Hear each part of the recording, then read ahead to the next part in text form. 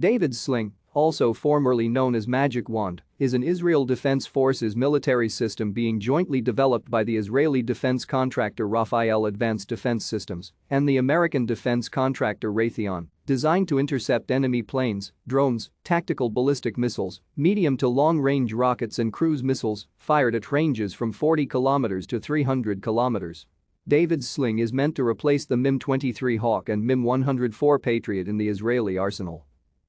The system's Stunner missile is designed to intercept the newest generation of tactical ballistic missiles at low altitude, such as the Russian Iskander and the Chinese DF-15, using an on-board dual CCDIR seekers to distinguish between decoys and the actual warhead of the missile, in addition to tracking by ELTA LM-2084 active electronically scanned array multi-mode radar.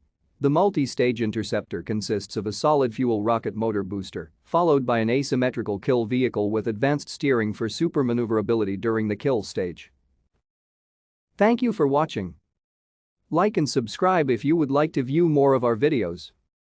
Have a nice day.